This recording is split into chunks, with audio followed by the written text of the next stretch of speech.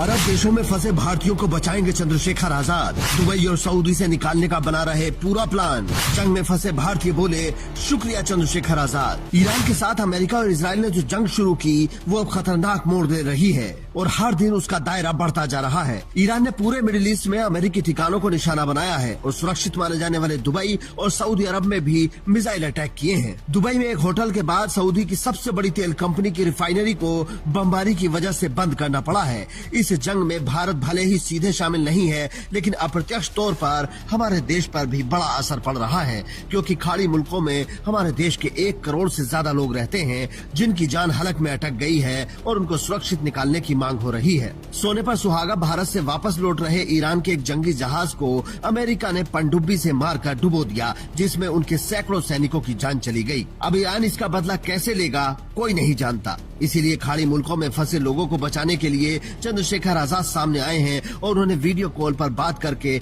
वहां रह रहे भारतीयों से उनकी लोकेशन ली है, ताकि वो भारत सरकार के साथ मिलकर लोगों को बाहर निकालने की कोशिश कर सकें और उनकी मदद कर सकें। माननीय चंद्रशेखर आजाद जी, आप लोगों के साथ खड़े हैं तो समझ लिए पूरा देश आपके साथ खड़ा है। आपको सलाम है। आप पहले एमपी हैं जिसने हम लोगों की फिक्र की और कॉल की हमें, इसके लिए धन्यवाद। देख लीजिए यहाँ ये सब है, अलग अलग जगह से, बिजनौर से भी है, रामपुर से भी है, तो सर जैसे सब फंसे हुए हैं भाई यहाँ गल्फ में, तो वैसे ही हम भी फंसे हुए हैं।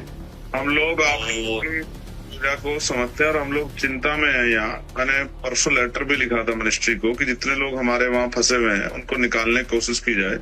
अगर आप मुझे एग्जैक्ट लोकेशन डिटेल देंगे जहाँ जहाँ भी हमारे साथी फंसे हैं, 101% पूरी कोशिश करूंगा कि मिनिस्ट्री आप लोगों का संज्ञान ले और बहुत जल्द हमारे बीच हमारे भाई जो हमारे बीच। बहुत अच्छा।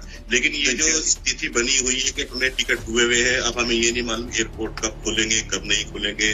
सरकार की तरफ से कोई आश्वासन नहीं है कि वो हम, क्योंकि यहाँ पे सब लेबर क्लास है, गरीब लोग हैं, मजदूर लोग हैं ज्यादातर यहाँ काम करने वाले।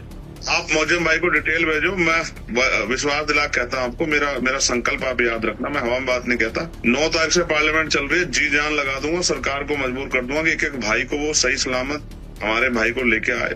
इस बात की गारंटी देता हूँ आप लोग। बहुत बहुत धन्यवाद। और ये साथ ही मनाएंगे, ये साथ मनाएंगे, सब लोग भाई साथ मनाएंगे जो लोग आने वाले, और सब ठीक रहेगा। अच्छा, हमारी प्रार्थनाओं को दुआओं का भी असर देखना।